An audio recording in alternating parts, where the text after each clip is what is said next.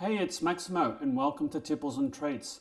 Today I'll be reviewing the Gallivanter wild botanical gin that hails from Ballard, Victoria, Australia. Join me.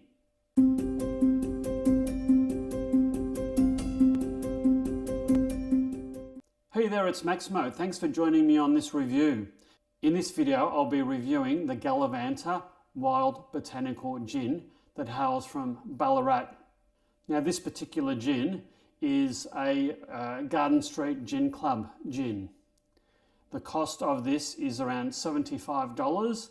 So this is another Garden Street gin. Joe subscribes to the Garden Street Gin Club and gets a package once every 2 months. And a couple of months ago this particular one arrived. Now it's made in an old goods shed in the Ballard train station by Itinerant Spirits. Now there's a cocktail bar, there's a whisky lounge that you can visit and partake in their sampling of gins and whiskies that they distill in-house. This is a 700ml bottle. It's 42% alcohol by volume, and I could buy this in my local tipple establishment for around about 75 Australian dollars. I'll open this up, which is sometimes easier said than done. Oh, there we go.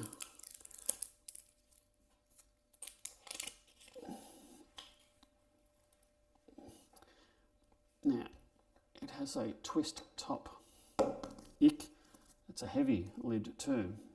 I shall pour myself a bit. Okay, now the bottle is, it's quite a nice bottle. It's sort of, I guess, old school, an old school bottle. It's got a heavy metal lid. It's nicely embossed with some geometric sort of lines, and it's got quite a nice old style or old fashioned label as well. So let's give this a try.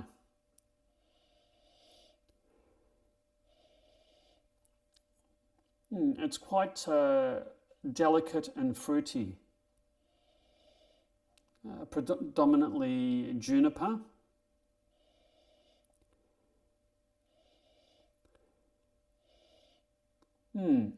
Interesting, it's quite light and delicate, junipery, and perhaps a hint of citrus. The colour is clear and bright. Let's give this a go, shall we?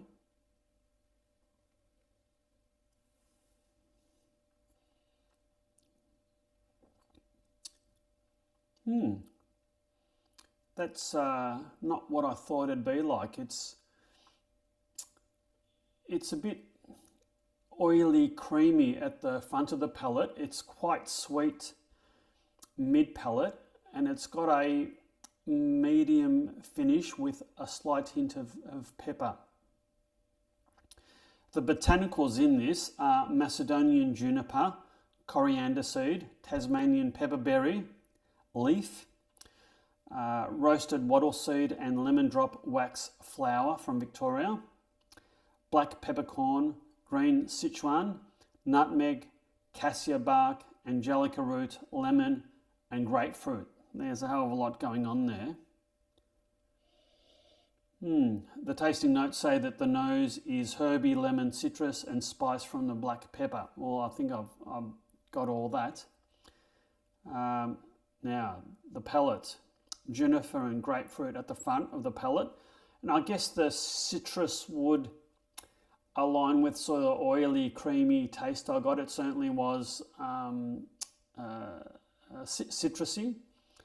And it was balanced by lemon, citrus with a hint of Mediterranean herbs and mint. Not sure I got the mint, but certainly got some of the sweetness. The finish is creamy and well balanced. It is by citrus, nutmeg, cassia bark into a long peppery finish. Well, I didn't think the finish was that long or that peppery. It's just very nicely balanced. I have a little bit more.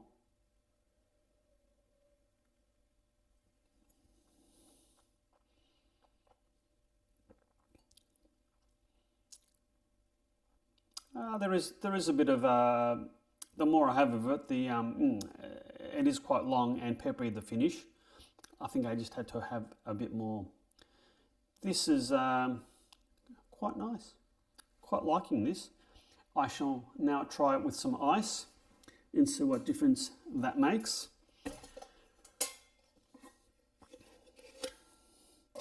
It's always great getting Garden Street gins delivered, because quite often we're trying gins that you wouldn't normally find in your local tipple establishment, let alone try. So it's always good to get different gins under your belt. I'm just releasing some of the soluble oils, and I think I need to add just a touch more gin, because I think I've drunk a fair bit of it.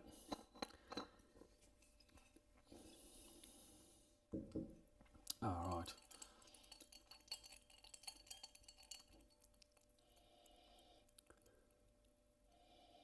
I don't think it's really done much to the nose, adding the ice. Maybe it's brought some of the citrus hints to the fore. And maybe lessen some of the pepperiness. Anyway, let's give this a try.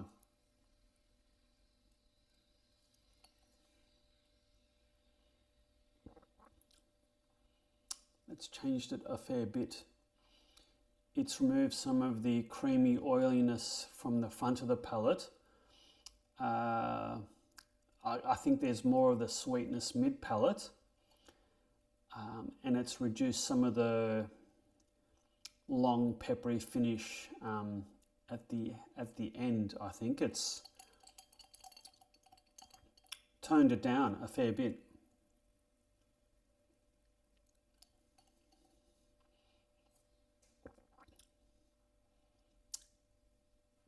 It's very nice. I shall try this with a touch of tonic. I think that is enough tonic. And let's see what it's done to the taste. Not much difference in the nose than what the ice has done.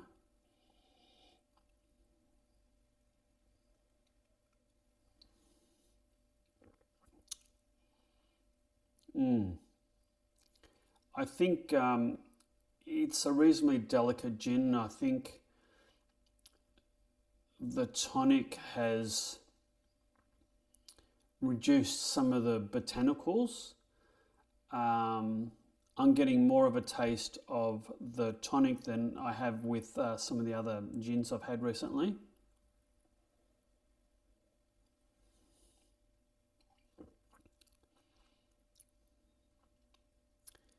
In terms of a gin and tonic, I don't know, maybe I've added too much tonic. I didn't think I added that much.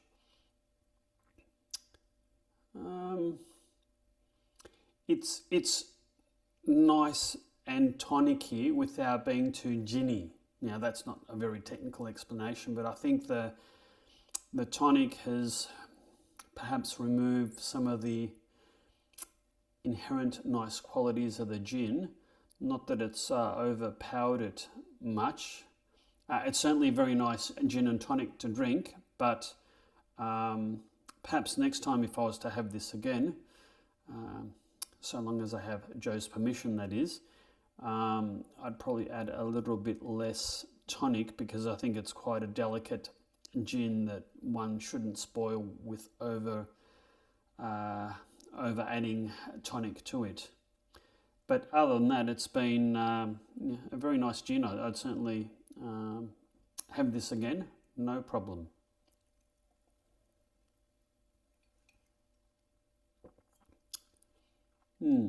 Nice. This would be fantastic on a nice summer's day. Now, I do hope you've liked this video. If so, please hit that like and subscribe button. It really does help my channel if you do subscribe. I have enjoyed doing this video review, and there'll be hopefully many more to come in the future. On that very pleasing gin and tonic note, I bid you farewell and cheers.